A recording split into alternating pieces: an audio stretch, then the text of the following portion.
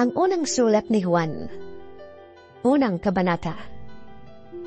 Sumusulat kami sa inyo tungkol sa Kanya, na sa simula pa'y siya na, ang salitang nagbibigay buhay. Narinig namin siya at nakita, napagmasdan at nahawakan. Nang mahayag ang buhay, nakita namin siya. Kaya't pinapatotohanan namin at ipinangaral sa inyo ang buhay na walang hanggan na nasa Ama at nahayag sa amin.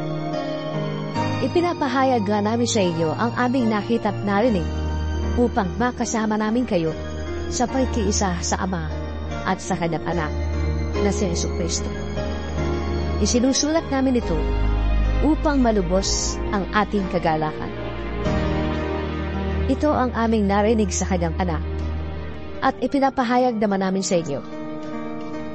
Ang Diyos ay ilaw at walang anumang kadiliman sa Kanya. Kung sinasabi nating tayo may pakikiisa sa Kanya, ngunit namumuhay naman tayo sa kadiliman, nagsisinungaling tayo at hindi namumuhay sa katotohanan. Ngunit kung namumuhay tayo sa liwanag, kung paanong siya ay nasa liwanag, tayo'y nagkakaisa at nililinis ng dugo ni Jesus na Kanyang Anak ang lahat ng ating kasalanan. Kung sinasabi nating tayo'y walang kasalanan, dinadaya natin ang ating sarili at wala sa atin ang katotohanan. Kung ipinapahayag natin sa Diyos ang ating mga kasalanan, maaasahan nating patatawarin tayo ng Diyos sa mga ito at lilinisin tayo sa lahat ng ating kasamaan, sapagkat siya'y tapat at matuwid. Kung sinasabi nating hindi tayo nagkakasala, ginagawa natin sinungaling ang Diyos at wala sa atin ang Kanyang salita. Ikalawang kabanata. Mga anak, isinusulat ko ito sa inyo upang huwag kayong magkasala. Ngunit kung magkasala ang sinuman, may tagapamagitan tayo sa Ama, si Jesucristo, na kailan may hindi nagkasala. Si Kristo ang handog sa ikapagpapatawad ng ating mga kasalanan at ng kasalanan ng lahat ng tao. Nakakatiyak tayong nakikilala natin ang Diyos kung sinusunod natin ang Kanyang mga utos. Ang nagsasabing, nakikilala ko siya, ngunit hindi naman sumusunod sa Kanyang mga utos ay sinungaling at wala sa Kanya ang katotohanan. Ngunit ang tumutupad sa salita ng Diyos ay umiibig sa Diyos ng wagas. Sa ganito natin nalalaman kung tayo talagang nasa Kanya. Sino mang nagsasabing nananatili siya sa Diyos ay dapat mamuhay kung paano namuhay si Jesucristo. Mga minamahal, hindi isang bagong utos ang isinusulat ko sa inyo, kundi ang dating utos na nasa inyo na sa simula pa. Ito'y ang mensaheng narinig na ninyo. Ngunit may tuturing na isang bagong utos ang isinusulat ko sa inyo, sapagkat napapawi na ang kadiliman at lumiliwanag na ang tunay na ilaw. Ang katotohanan nito'y nasaksihan sa buhay ni Kristo at nakikita rin naman sa atin. Ang nagsasabing siya'y nasa liwanag, ngunit napopuot sa kanyang kapatid, ay nasa kadiliman pa. Ang umiibig sa kanyang kapatid ay nananatili sa liwanag at walang panganib na mahulog siya sa kasalanan. Ngunit ang napopuot sa kanyang kapatid ay nasa kadiliman pa. Lumalakad siya sa kadiliman at hindi niya nalalaman ang kanyang pupuntahan, sapagkat binulag siya ng kadiliman. Sumusulat ako sa inyo, mga anak, sapagkat pinatawad na ang inyong mga kasalanan, alang-alang kay Kristo. Sumusulat ako sa inyo, mga ama, sapagkat nakikilala niyo siya, na sa simula pa'y siya na. Sumusulat ako sa inyo, mga kabataan, sapagkat tinalo na ninyo ang masama. Sinulatan ko kayo, mga anak, sapagkat nakikilala ninyo ang Ama. Sinulatan ko kayo, mga ama, sapagkat nakikilala niyo siya na sa simula pa'y siya na. Sinulatan ko kayo, mga kabataan, sapagkat malalakas kayo. Nananatili sa inyo ang salita ng Diyos at tinalo na ninyo ang masama. Huwag ninyong ibigin ang sanlibutan o ang mga bagay na nasa sanlibutan. Ang umiibig sa sanlibutan ay hindi umiibig sa Ama. Ang lahat ng nasa sanlibutan, ang masasamang nasa ng laman, ang mga nakakatukso sa paningin, at ang lahat ng bagay na ipinagmamalaki sa mundo ito ay hindi nagmumula sa Ama, kundi sa sanlibutan. Mawawala ang sanlibutan at ang lahat ng hinahangad dito. Ngunit ang mga sumusunod sa kalooban ng Diyos ay mabubuhay magpakailanman. Mga anak, malapit na ang wakas. Tulad ng narinig ninyo, darating ang kaaway ni Kristo. Ngayon ngay marami nang lumilitaw na mga kaaway ni Kristo. Kaya't alam nating malapit na ang wakas. Kahit na sila'y mga dati nating kasamahan, ang mga tao yun ay hindi natin tunay na kasama. Sapagkat kung sila'y tunay na atin, nanatili sana silang kasama natin. Ngunit umalis sila, kaya't maliwanag na silang lahat ay di tunay na atin. Ngunit ipinagkaloob na sa inyo ang Espiritu Santo, at dahil dito, kayong lahat ay may pagkaunawa. Sumusulat ako sa inyo, hindi dahil sa di nyo alam ang katotohanan. Alam nyo ito, at alam din yung walang kasinungalingang nagmumula sa katotohanan. Sino nga ba sinungaling? Hindi ba ang ayaw kumilala na si Jesus ang Kristo? Ito nga ang kaaway ni Kristo, ang ayaw kumilala sa Ama at sa Anak. Ang di kumikilala sa Anak ay di rin kumikilala sa Ama. Kapag kinilala ninuman ang Anak, pati ang Ama'y nasa Kanya. Pakaingatan niyo sa inyong puso ang narinig ninyo sa simula pa. Kung gagawin niyo ito, mananatili kayo sa Anak at sa Ama. At ito ang ipinangako sa atin ni Kristo, ang buhay na walang hanggan. Ang isinusulat ko sa inyo ay tungkol sa mga nagnanais na iligaw kayo. Ang Espiritu'y ipinagkaloob na ni Kristo sa inyo. At habang ang Espiritu'y nananatili sa inyo, hindi na kailangang turuan kayo ni numan. Ang Espiritu ang nagtuturo sa inyo tungkol sa lahat ng bagay. At totoo ang itinuturo niya, hindi kasinungalingan. At tulad ng itinuro ng Espiritu, manatili kayo kay Kristo. Kaya nga, mga anak, manatili kayo sa Kanya upang maging panatag ang ating loob sa muling pagparito niya at hindi tayo mahiya sa Kanya sa araw na iyon. Kung alam niyong si Kristo'y matuwid, dapat din niyong malaman na ang bawat gumagawa ng matuwid ay anak ng Diyos. Ikatlong kabanata. Tingnan ninyo kung gaano kalaki ang pag-ibig sa atin ng Ama. Tinatawag niya tayong mga anak ng Diyos. At yan ang totoo. Ito ang dahilan kung bakit hindi tayo nakikilala ng mga makasanlibutan. Hindi nila kinikilala ang Diyos. Mga minamahal, anak na tayo ng Diyos ngayon. Ngunit hindi pa nahahayag ang magiging kalagayan natin. Ngunit, alam nating sa pagparitong muli ni Kristo, tayo'y matutulad sa Kanya. Sapagkat makikita natin kung sino talaga siya. Kaya't ang sino mang may ganitong pag-asa ay nagsisikap na maging malinis tulad ni Kristo. ang bawat nagkakasala ay lumalabag sa kautusan ng Diyos, sapagkat ang kasalanan ay paglabag sa kautusan. Nalalaman niyong naparito si Kristo upang pawiin ang ating mga kasalanan, at siya'y walang kasalanan. Ang nananatili sa Kanya ay hindi nagpapatuloy sa pagkakasala. Ang sinumang nagpapatuloy sa pagkakasala ay hindi nakakita ni nakakilala sa Kanya. Mga anak, huwag kayong padaya kanino man.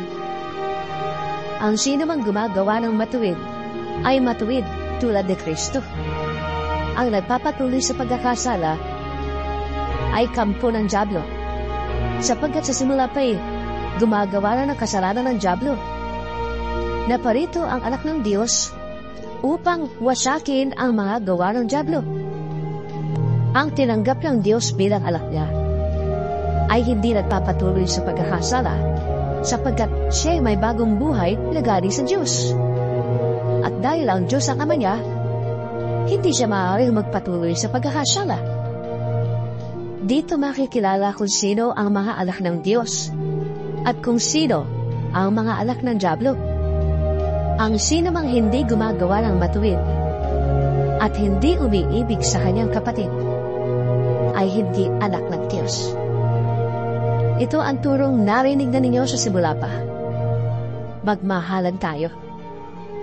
Huwag tayong tumulad kay Cain. Siya'y kampo ng dyablo.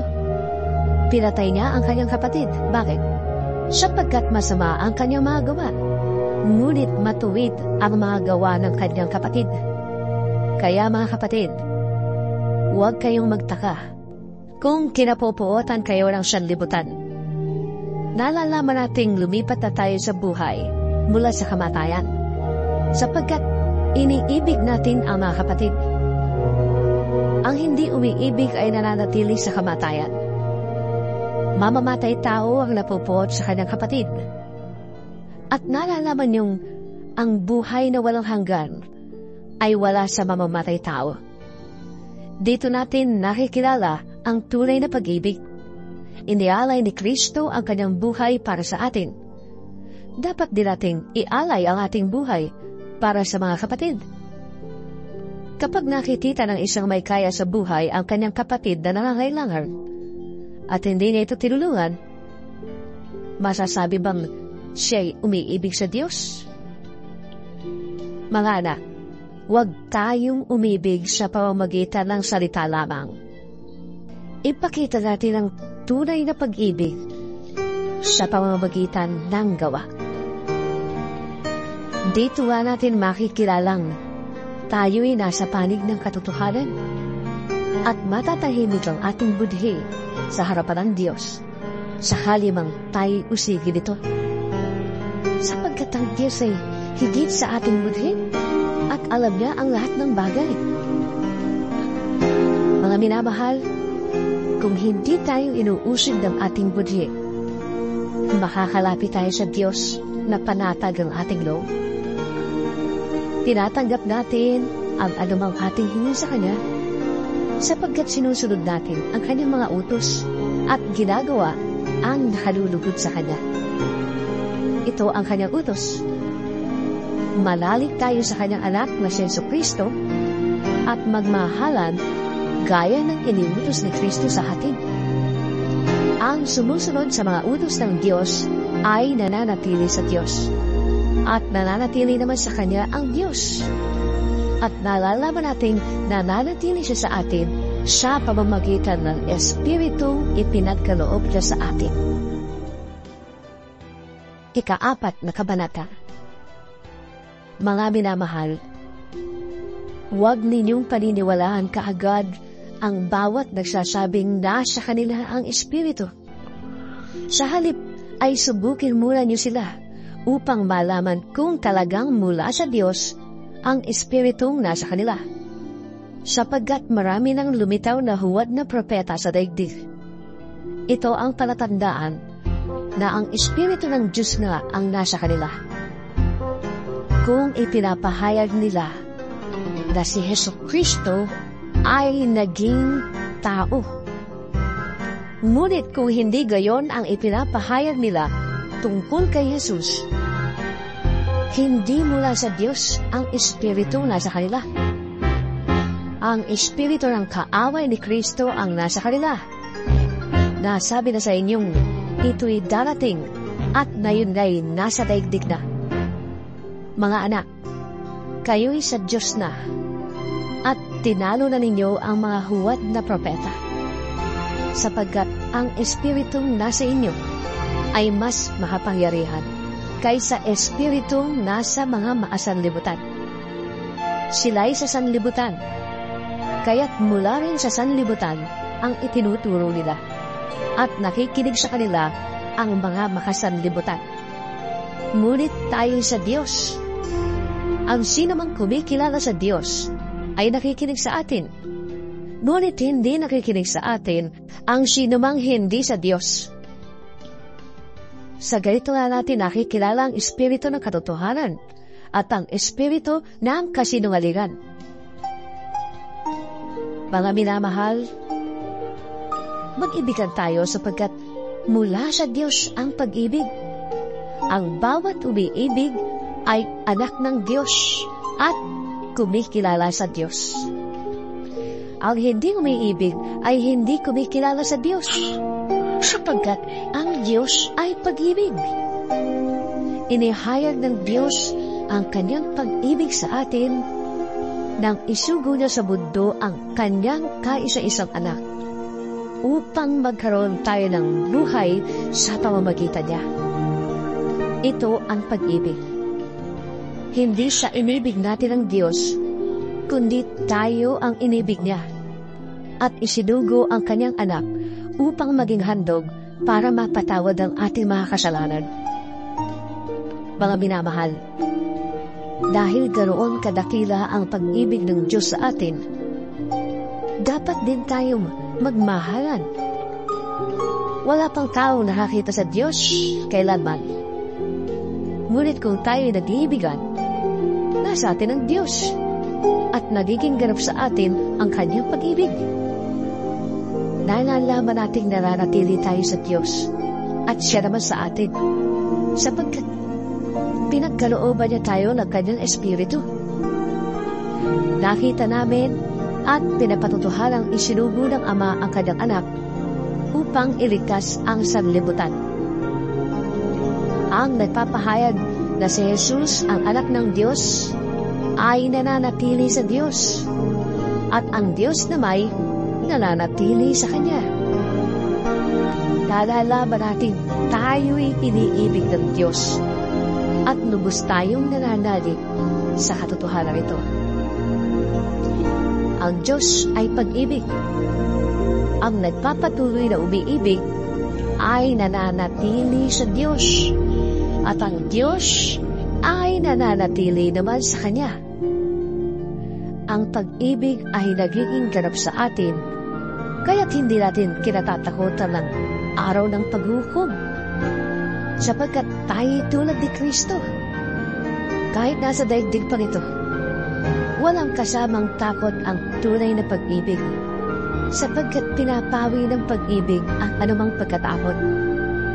Hindi pagganap ang pag-ibig ng sino mang natatakot, sapagkat ang takot ay kaugnay ng parusa. Tayo'y umiibig sapagkat ang Diyos ang unang umibig sa atin. Ang nagsasabing, iniibig ko ang Diyos, subalit napupot naman sa kanyang kapatid, ay isang sinungaling.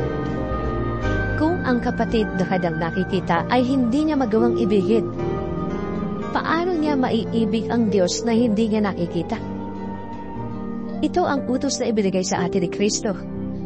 Ang umiibig sa Diyos ay dapat ding umibig sa kanyang mga kapatid. Ikalimang kabanata. Kung tayo'y sumasampalataya na si Jesus ang siyang Kristo, tayo nga'y mga anak ng Diyos. At sino mang umiibig sa Ama ay umiibig din sa Anak. Ito ang palatandaan iniibig natin ang mga anak ng Diyos. Kung iniibig natin ang Diyos at tinutupad ang kanyang mga utos. sapagkat ang tunay na umiibig sa Diyos ay ang tumutupad ng kanyang mga utos. At hindi naman mahirap sundin ang kanyang mga utos, sapagkat ang sanlibutan ay kayang talunin ng bawat anak ng Diyos. At nagtatagumpay tayo sa pamamagitan ng pananampalataya. Sino ang nagtatagumpay laban sa sanlibutan? Ang sino mang sumasampalataya na si Jesus ang anak ng Diyos. Si Jesucristo ang naparito sa pamamagitan ng tubig at ng dugo. Hindi sa pamamagitan ng tubig lamang, kundi ng tubig at dugo. Ang Espiritu ang nagpapatotoo tungkol dito, sapagkat ang Espiritu ay katotohanan. Tatlo ang nagpapatotoo: ang Espiritu, ang tubig, at ang dugo. At iisa ang patotoo ng tatlong ito. Tinatanggap natin ang patotoo ng tao, ngunit lalo matibay ang patotoo ng Diyos. At ito ang patotoo ng Diyos tungkol sa kanyang anak. Ang sino mang nananalig sa anak ng Diyos ay naniniwala sa patotoong ito. Ngunit ang Diyos ay ginagawang sinungaling ng sino mang ayaw maniwala sa Diyos, sapagkat hindi siya naniniwala sa patotoo nito tungkol sa kanyang anak. At ito ang patotoo: ipinagkaloob sa atin ng Diyos ang buhay na walang hanggan, at ito'y makakamtan natin sa pamamagitan ng kanyang anak. Kung kanino nanatili ang anak ng Diyos, siya ang may buhay na walang hanggan. Ngunit wala nito ang taong wala sa kanya, ang anak ng Diyos. Isinusulat ko ito sa inyo upang malaman ninyo na kayong nananalig sa anak ng Diyos ay may buhay na walang hanggan. Hindi tayo nag-aatubiling lumapit sa Kanya, sapagkat alam nating ibibigay niya ang anumang hingi natin sa Kanya na naaayon sa Kanyang kalooban. At dahil alam nating pinapakinggan nga niya tayo, alam din nating ibinibigay niya ang bawat hinihiling natin sa Kanya. Kung makita nino man na ang kanyang kapatid ay gumagawa ng kasalanang di hahantong sa kamatayan, ipanalangin niya ang kapatid na yun sa Diyos na magbibigay sa kanya ng bagong buhay. Ito'y para sa mga kapatid na ang kasalanan ay hindi humahantong sa kamatayan. May kasalanang hahantong sa kamatayan. At hindi ko sinasabing idalangin ninyo ang sinumang gumagawa nito. Ang lahat ng gawaing di matuwid ay kasalanan. Ngunit may kasalanang hindi hahantong sa kamatayan. Alam nating ang mga anak ng Diyos ay hindi nagpapatuloy sa pagkakasala, sapagkat iniingatan sila ni Jesucristo, at hindi sila maaaring galawin ng dyablo. Alam nating tayo mga anak ng Diyos, kahit na ang buong sanlibutan ay nasa kapangyarihan ng dyablo. At nalalaman natin na parito na ang anak ng Diyos, at binigyan niya tayo ng pangunawa upang makilala natin ang tunay na Diyos. At tayo na sa tunay na Diyos, sa kanyang anak na si Jesucristo. Siya ang tunay na Diyos at buhay na walang hanggan. Mga anak, lumayo kayo sa mga Diyos-Diyosan.